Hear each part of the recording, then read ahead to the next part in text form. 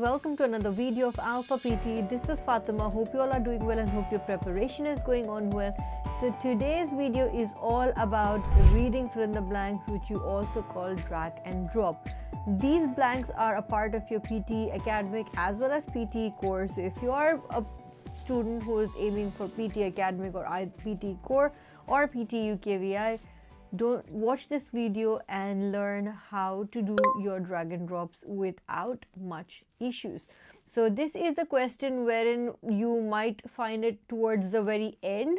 So it's mostly the second last question of your reading module. So after this question you will only have MCQ single answer. You will have 5 to 6 drag and drops and they are all contextual, and you will get marks in reading only. So this doesn't give marks in any other module, it just gives marks in reading.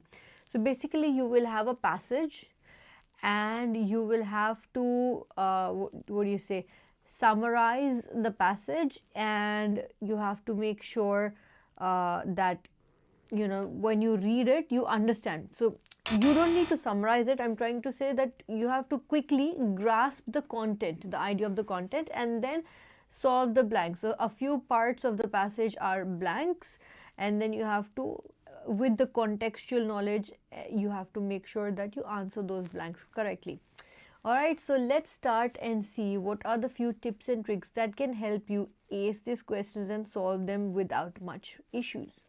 Now, to improve the performance in PTE exam in this kind of question type, first make sure you read the entire passage, understand the context, and then look for grammar clues.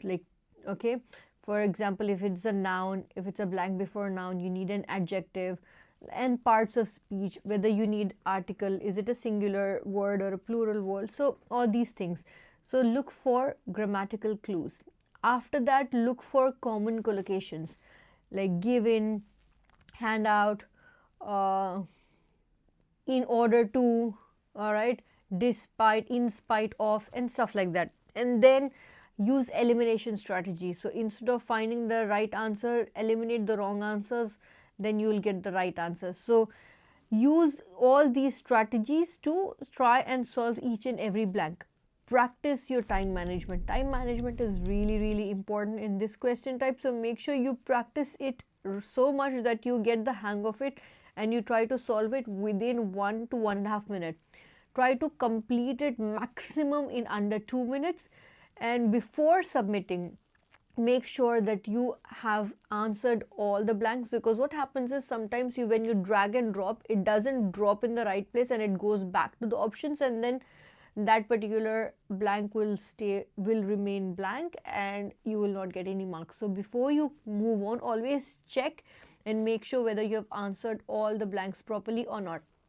Now, before you start answering, what do you do before you start answering? Skim the passage. Skimming means quickly summarize, see what the passage is saying, read through the entire text once and get a general idea of the complete passage.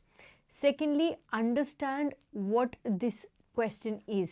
Alright, so you will have this passage and the options are given below the passage in a box. Though all the options will fit in all the boxes. Okay, but you have to drag and drop the option based on the content and the grammar to see if it is making sense when you put it together or not.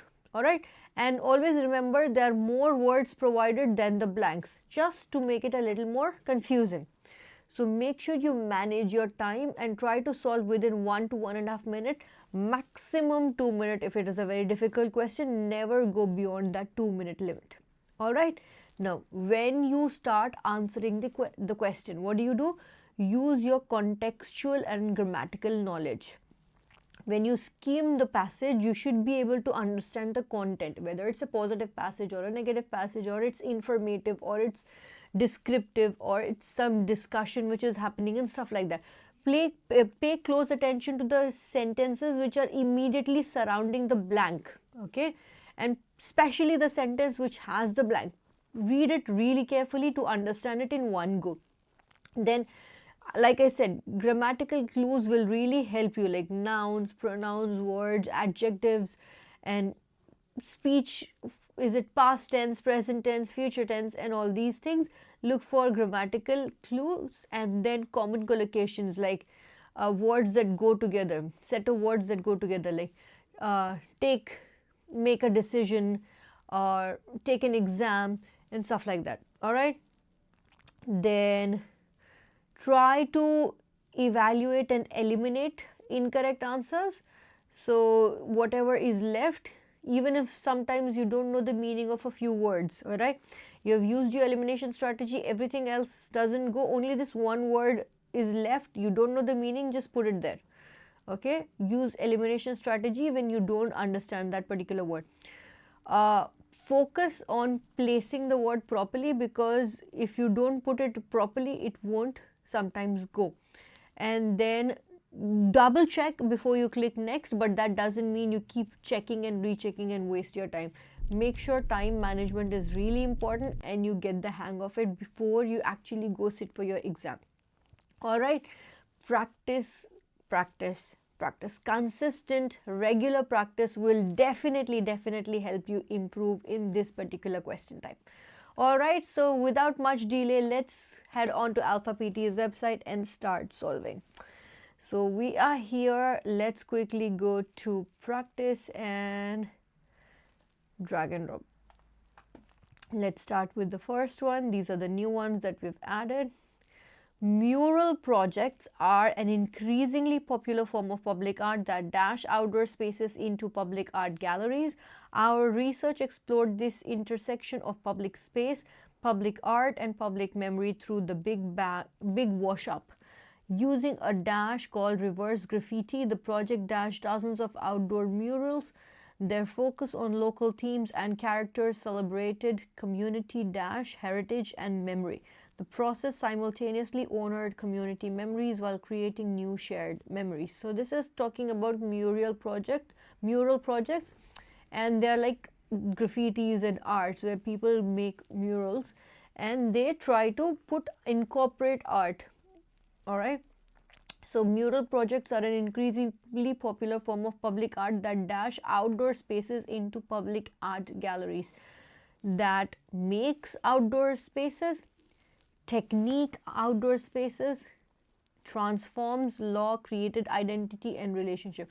I think it's trying to say that it changes outdoor space and it looks like an art gallery. So changes, transform, okay, contextual. Our research explored this intersection of public space, public art, and public memory through the big wash-up, using a dash called reverse graffiti. Using a reverse graffiti is like a project, or like an idea. It looks like an idea, right? So do we have an idea? No.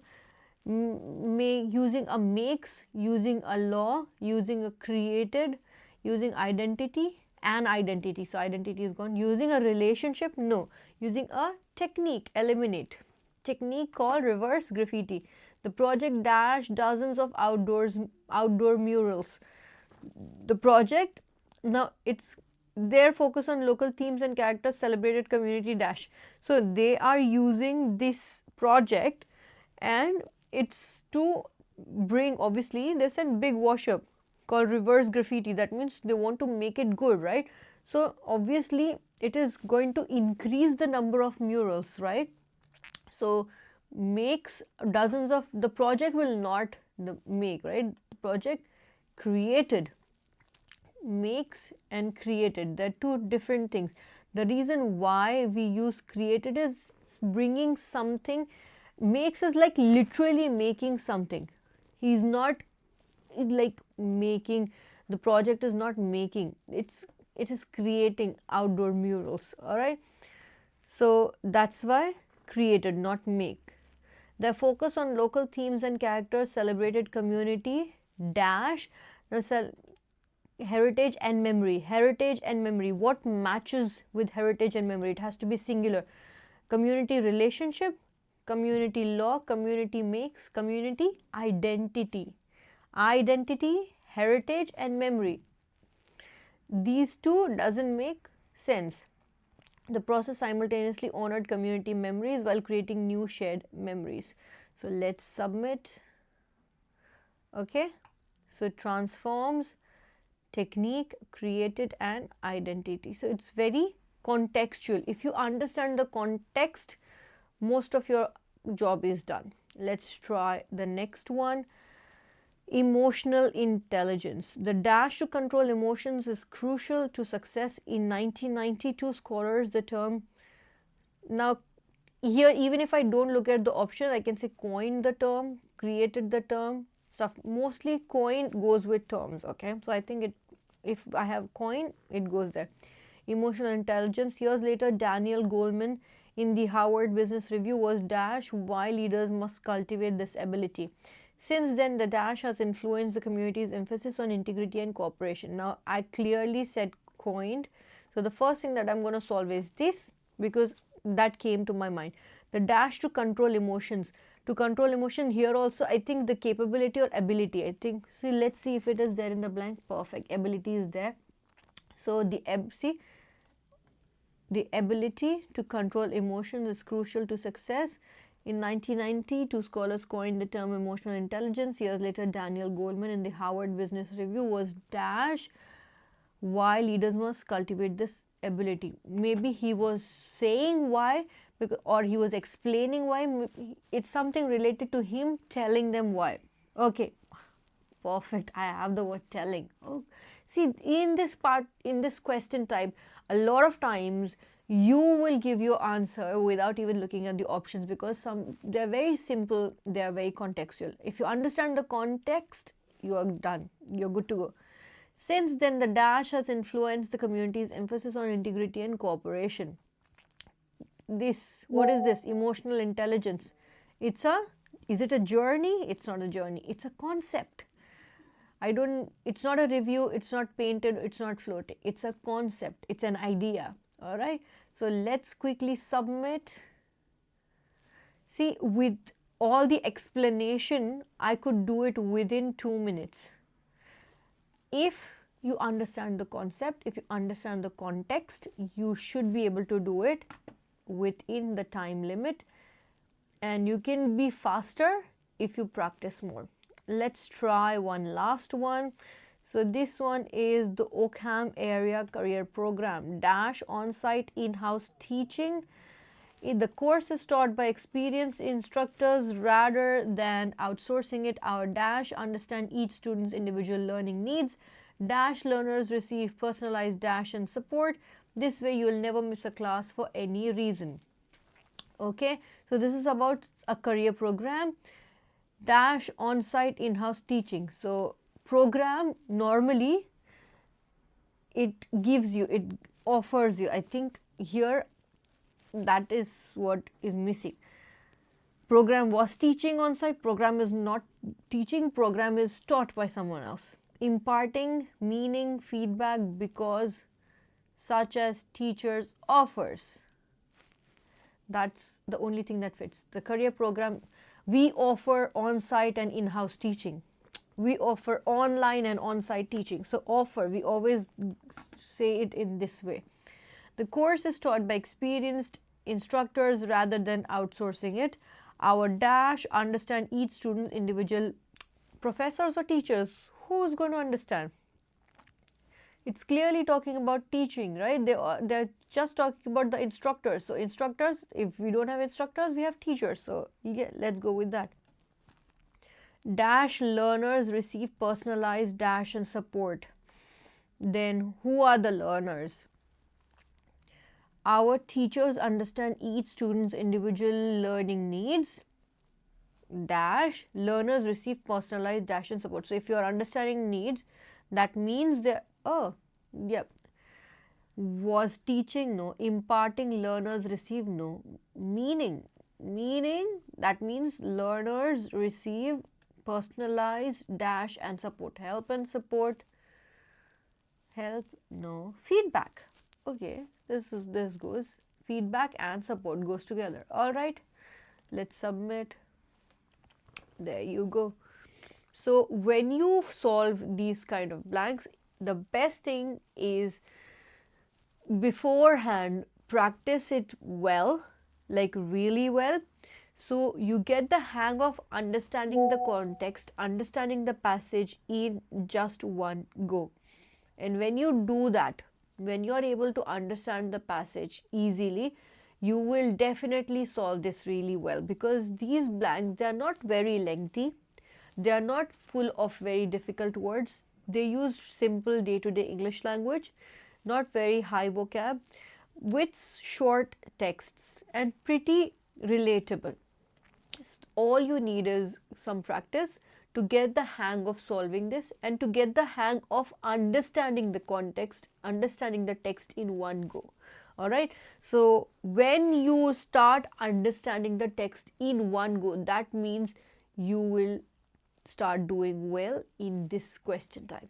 All right, so your aim should be to improve your understanding skills, to improve your contextual knowledge, and to improve your reading skills. And that will only happen if you hone it, if you consistently, regularly practice reading and practice solving this particular question type. Alright, so that's about today's video, guys. If you have any more doubts and queries, do not hesitate to contact us, and I'll see you again in the next video. If you like our videos, please don't forget to like, share and subscribe, and see you soon. Take care. Bye.